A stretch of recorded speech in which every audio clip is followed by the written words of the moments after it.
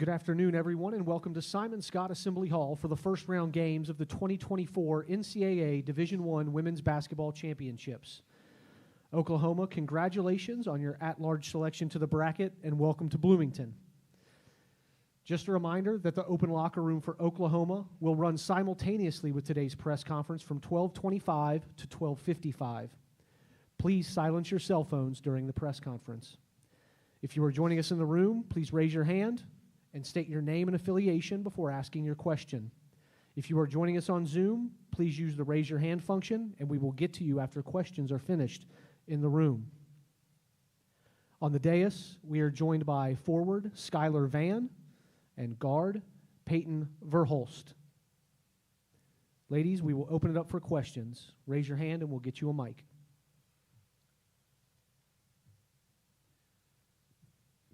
We'll start second row in the middle. Hey guys, Talia Goodman, the next. I guess just to start us off, you guys are here now, one day from the first round game. How are you guys feeling heading into that? I feel like we're really excited. You know, we had a week of anticipation, really being in the gym and just like really improving our game and playing as a team. So I think we're excited and ready to go. Peyton, anything to add? No, I think she said it really well. I mean, we had a week from our conference tournament to now, so we have a lot of things that we can improve on, and we did. So I think we're just really excited to showcase that. We'll go second row on your right. Hi there, Zach Oliveri, Wink News in Fort Myers. What have you all kind of seen so far at FGCU, and especially with the three-point shot that they're known for? Peyton, why don't you take that one, then Skylar? Yeah, we know that obviously FGCU is a great team, and they're very familiar with the tournament. And so we obviously had a lot of time to work on scouting them once Sunday show came out. But a lot of our work has just been on us getting better and showcasing what we can do. So I think we're really excited to get started. Yeah, kind of going off of that, like you said, they're a great three-point team. So I think in this week of practice, we got to really focus on being in our gaps, you know, closing out, stay down, and really just guarding them because, I mean, they can get to the paint too, and they're a really smart team. And like P said, this isn't their first time, so they also know what they're doing. Again, just a reminder, if you're joining us on Zoom, use the raise your hand function, and we will get to your question. You guys mentioned that, you know, since last week in the semifinals, there were a lot of things that you've worked on and implemented into your game. What would you say is the biggest thing that you worked on after that? I think the biggest thing is just team defense overall. I think that's something that we've improved on this entire year and that we're going to keep improving on. And so I think after our Iowa State game, that was something that we for sure wanted to start working on, and we did for the last week and a half. Yeah, she pretty much said it. I think, team defense was our key and what we really wanted to focus on, and I feel like we've really grown in that aspect of the game this week. All right, we will go to Zoom. Eric? Skylar, I wanted to ask you about 2 years ago, this was all new to you with the program making the NCAA tournament. Now this is your third time through. How much have you grown, and how much is that experience going to help you, not only yourself play tomorrow, but help with the other players making the first appearance in the tournament? I mean, yeah, having this experience definitely does help. Like, we've played on the stage before. But, I mean, like we said, they've also played on the stage, so I feel like there's really no advantage in that. I think at the end of the day, it's just basketball, and it's fun, and that's why we're all here. So I think just play, have fun, and, you know, just enjoy it. We'll go back to Zoom, and Eric, go ahead. Peyton, I want to ask you about your experience from afar. What did you see about this program in the NCAA tournament that helped you decide to come here? And what's this year been like getting here to this event once again, helping them make their third straight appearance? Yeah, being able to watch them, especially like watch Jenny coach, I was just really excited because kind of like Skylar said, it's just fun to play here. It's fun to play with this team, and I think that we've built a really big chemistry throughout this entire year. So I think we're just really excited to keep building on that. And then going into this tournament, I think that, like I said, our chemistry has grown so much, so I think that's just only going to help us play. We'll go back to Zoom, and Barry Trammell. Go ahead, Barry.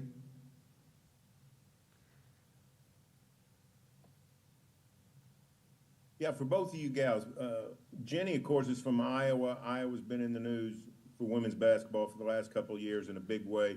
Did she ever talk about her days with the Hawkeyes and give you any Iowa stories? Yeah. We had a little shoot around yesterday, and she's never the person to brag on herself, but it's just kind of fun to know about like the history of all the teams that are in this tournament or that have been in this tournament. And so she kind of was just talking a little bit on the history of like, you know, back when she played. So I don't know. I just think it's interesting when you have a coach that's so knowledgeable on the sport and playing and coaching. I think it just makes it fun to be able to have conversations like that. Skylar, anything to add? Yeah, no, not really. I think P said it all. All right, we'll go back to Zoom and Eric. Guys, just one quick question, follow up on this team you're playing. Like Skylar said, this is a team that is used to being here, and this is a team that likes to shoot the three. This is a team that's going to stress you guys out. Just what stands out about the way this team plays in the matchup tomorrow? I think what stands out is, their ability to shoot. And I think just having 5 people that can all handle the ball, get to the basket, we're going to have to be able to, play together because there's not much of a, there's not really a post presence. But, that means that you got to be able to guard and stay in front, but also not allow them to shoot wide open threes. So I think that's really going to just, test our defense tomorrow. Peyton, anything to add? Nope, that was perfect. Do we have any other questions on Zoom or in the room? Back straight in front, ladies. Brian Brinkley, Oklahoma Radio. I'm curious, they shoot so many threes, similar to Iowa State in that sense, but it doesn't seem like they run anything like what Iowa State runs. What have you seen on film? Are they comparable to Iowa State at all, or is it just the three-point similarity? Yeah, we talked a little bit about it. Obviously, Iowa State's a great three-point shooting team too, and so is FGCU.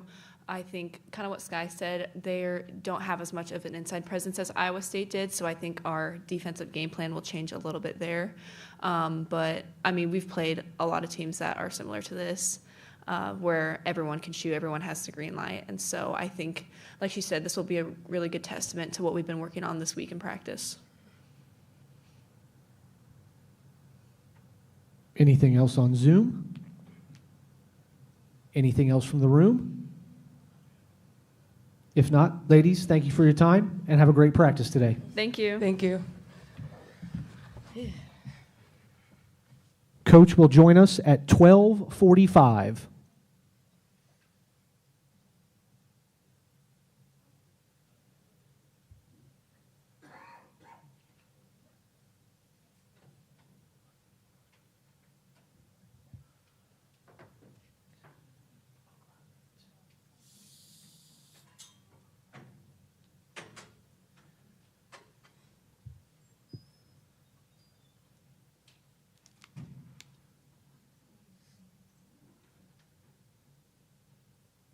Lucas, you can prop that open.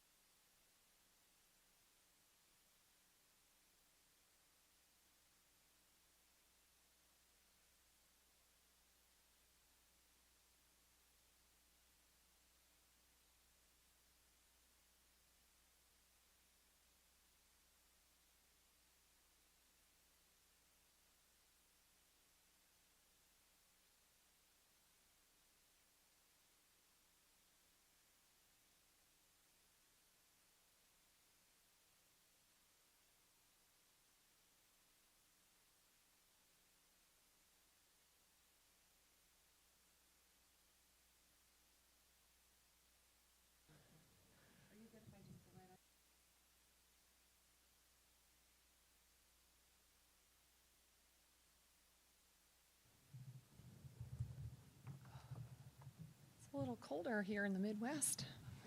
I got used to not having that. Coach, welcome back to Simon Skjodt Assembly Hall for the first round of the 2024 NCAA Division I Women's Basketball Championship. Congratulations on your at-large selection to the bracket. And we will get started with an opening statement from Oklahoma head coach Jenny Baranczyk. Well, I tell you, the NCAA tournament never gets old, so we are really excited to be here and very, very thankful. And like I said, it's a little cooler here than it is in Oklahoma, so I'm just hopefully it's a little warmer in the gym. All right, we will take questions in the room first, followed by Zoom. If you're joining us on Zoom, please raise your hand and we'll get to your question. In the room, raise your hand and be sure to state your name and affiliation. Hey, Coach, Talia Goodman with the Next Hoops. FGCU is a team that's comfortable with that 12 seed. They've had it the last 2 years. They've made it to the second round the last 2 years. How do you kind of adjust your mindset knowing that fact? Well, I think at this time of year, it's always about the game that you bring anyway, right? And so you know that your opponent's going to be a great opponent. So no one's going in underestimating. No one wants to play for Florida Gulf Coast ever, right? And that's part of that's also my background and understanding. And we've also played some really good teams in the first round the last couple of years. So this is not a team that's going to sneak up on us. We have very high respect. We understand how good they are. And we have to be able to adjust. And it's about how you come out and you play this time of year anyway. That's where our focus will be. Coach, we'll go on your right in the second row. Mm-hmm. Jenny, Zach Oliveri, Wink News in Fort Myers. What kind of stands out to you when you look at FGCU? What doesn't stand out, right? No, honestly, I think the history stands out. I think the way that they can stretch the floor stands out. It's a little bit different than what we've seen in the Big 12. So that's going to be a huge adjustment. But they're a team. They're not a Cinderella team. They're not a team that's sneaking up on anybody. They're not a team that's going to surprise anybody. They're a very, very talented team, and he's done an incredible job for a long time. And so you know that they're all versatile. You know they can all put the ball on the floor. You know they can all shoot the three. So it's just going to be a fun game for us. We'll go second row in the middle. There were, ups and downs this season for you guys between non-conference and conference play. How did you stay motivated, and what do you see as the biggest where did you see that point change from, point A to point B? You know how many times I've been asked that question and how many times I usually hear a number of, this is how many days you've lost since you've lost to such and such a team. But honestly, I feel like today adversity and growth isn't celebrated as much as wins and losses are. And I think this is a team that has really grown a lot. And as much as you want to win every single game that you play, you still have to understand why you're playing. And it isn't always about playing to win a game. It's about playing in front of a mirror, falling down, getting up, looking in the mirror, taking ownership, taking responsibility, growing as a team. You got to hear our players talk about that earlier. And you don't get to just manufacture that. We have so many outside resources now in terms of how you build a team. There's books, there's literature, but until you get in that space, you fall on your face, you roll up your sleeves together, you crawl forward, you sometimes fall back. But when you're in a group, to me, basketball is the greatest sport because it's so intimate. There's nothing you can hide behind, but there's a lot of opinions. There's a lot of experts. There's a lot of outside voices that can tell you what you should be doing, what should be different, what coaches should be doing, what coaches should be doing different. But this was a group that decided to get together. This was a group that decided, you know what, instead of worrying about winning and losing, we're going to be addicted to growing. And so we're just going to get better. And we're still going to fall down. We're still going to make mistakes, but we're going to learn and we're going to grow together. And that, to me, has probably been the best part about this team.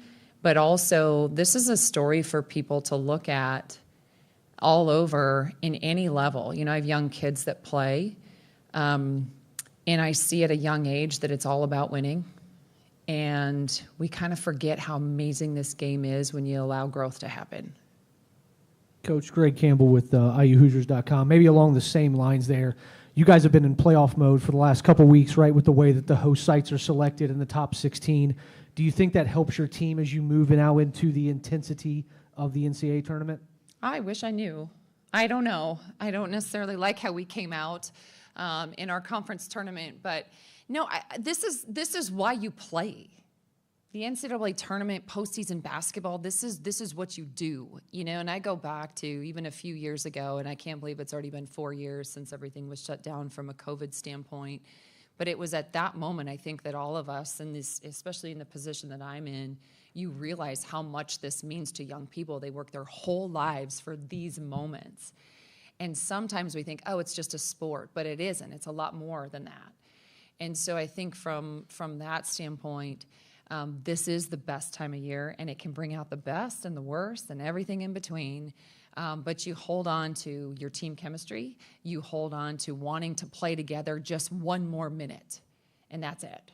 And so that's what you hope that when you step out on the floor, that's what you hope you get to see. I still hope you get to see us play really hard and have fun and have a smile on our face and make sure that we're high-fiving and we're pointing to each other, because that, to me, is Oklahoma basketball. We'll move to Zoom. Barry Trammell, go ahead.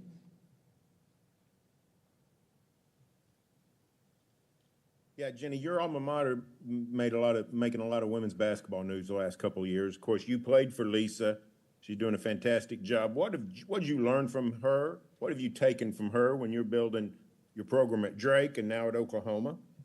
Well, one, Barry, I did not talk about my playing days yesterday. They asked me who was good in the Big Ten when I played, and then decided to let me know how long ago it was that I did play. So I not only have my players telling me that, I have my own children that also say that ask me all the time if I was as good as Caitlin Clark, and I said, yep, just different time, but no, it's not true at all. I love the way that the game is being elevated, and I feel like Lisa Bluter does an incredible job of leading with humility, and I know obviously she has a superstar on her team in Caitlin, and I think Caitlin has become a household name, and I think that's through obviously her success, but also through the NIL platform as well, because I think that's what's really helping elevate the game. At the same time, 20 years ago when I did play here, they didn't have the fans that they do now here at Indiana. So you look at what the sport of women's basketball has continued to do is just elevate on a national level. So I've been really impressed from a fan base standpoint to be able to see the number of people that are falling in love with this sport. One person can bring them to the sport, but it takes that team, it takes that community to really get behind to elevate where we're at. But again, going back to your question about Lisa, I think she does a great job of leading with humility. I think she does a great job of, giving the players on her team the keys. That's something that I've really taken away and really loved playing for her. We'll go back to Zoom. Eric Bailey, go ahead. Jenny, I have a two-part question for you. I want to ask you, the first question is I wanted to ask you about just the time span. This is only going to be your third game in 3 weeks. Is that a good thing or a bad thing for the program? And secondly, kind of a fun question, Jordy became a viral sensation last year. How excited is she for this tournament? And has anything changed? Does she still have the passion that she showed last year in the tournament?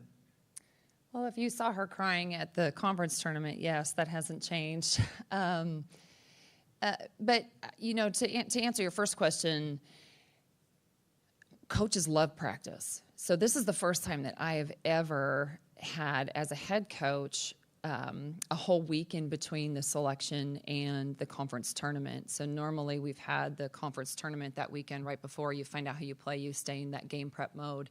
So it was really nice for us to go back and have a week where you literally can't really focus on an opponent because you don't know who you're going to play. And so you get to really focus on all those things that you really want to work on. So players love games a lot more than they necessarily love practice, but I don't know. I mean, there's still going to be some rust that comes off. There's still a difference of being in that game shape, and you can only do so much from a practice standpoint to really emphasize that. So I'm hoping that that will be great for us. It'll take probably a little bit, but we'll get, at some point it becomes about the game, so we'll get there. And as far as my daughter, that moment really probably opened my eyes to children of coaches because, and especially moms. And I know there's a lot of us out there, but there are also not a lot of us out there that are moms in coaching. And it's, you kind of sometimes don't realize that it's not your job, it's your whole family's job. And it's a lifestyle. And so I never want to take away that. I love the passion. I love how invested they are. And it's not just Jordy. Even our youngest she hasn't really advanced much past the concession stand, but a little bit. She cares now, or she'll at least ask if we won or lost. My son blames the refs after every game, no matter what. But I love the passion that they have. I love the investment that they have.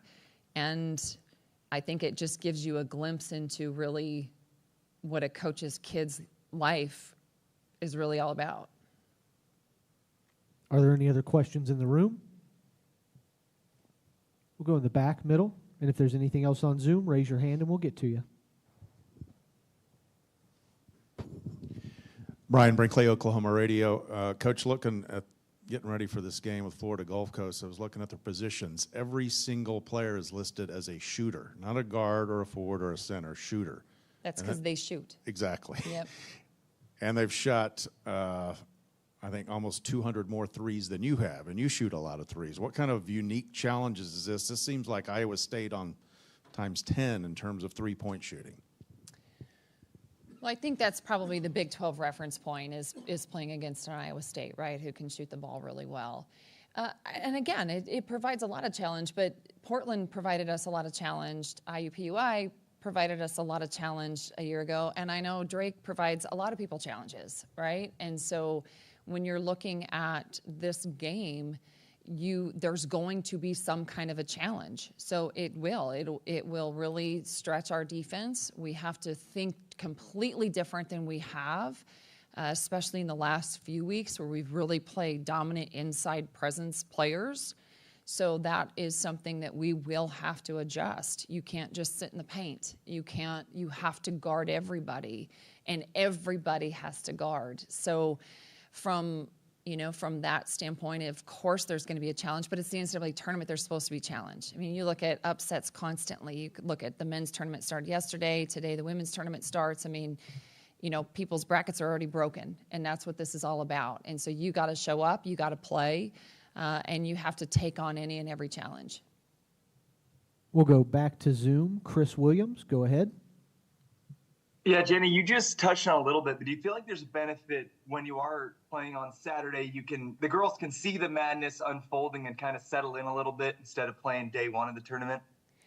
I've been part of both, so I don't know. I think there's just an excitement anyway, but I do think it's been fun to be able to watch our team talking about it, and everybody's got a different game on their phone, and they're watching whether it's the, any kind of postseason games. I think especially with the women's side adding another tournament this year, those have been great games as well, and there's been access to be able to see it. I love the fact that our game continues to grow and there's access to see every game. That hasn't always been the case, and the interesting part is that our women don't know any different, and I love that.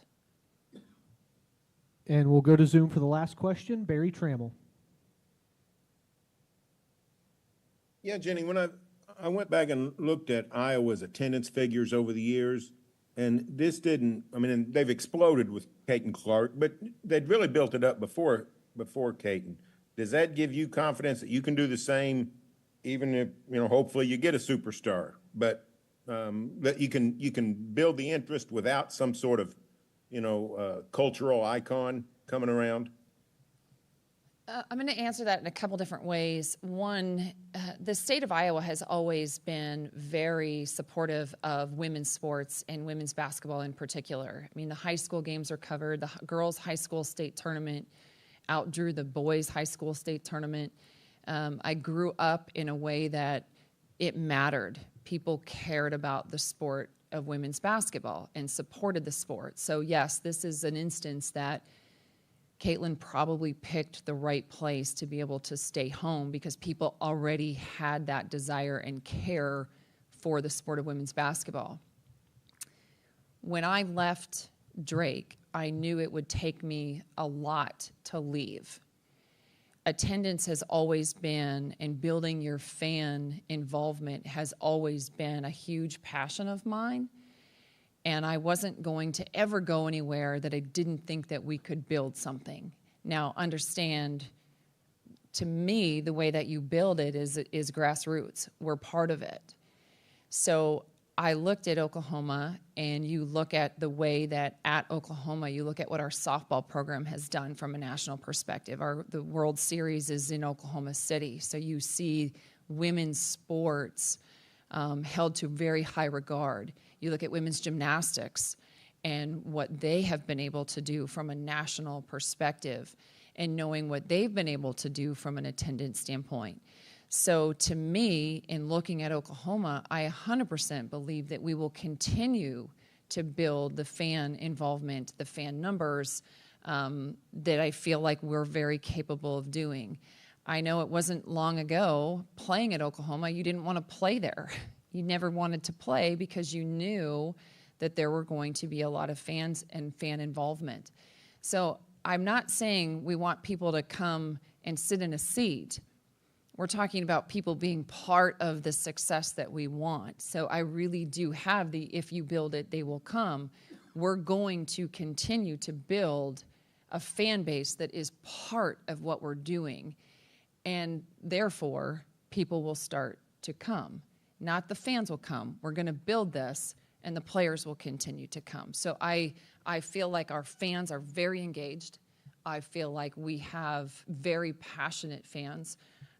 We just continue to need more of them, and I think more and more people are continuing to come every year that we've been here. But yes, if there was not a belief in that, I would not be here. Coach, thank you for your time, and have a great practice today. Thank you. Thanks, everyone, for covering women's basketball. Appreciate it. Boomer.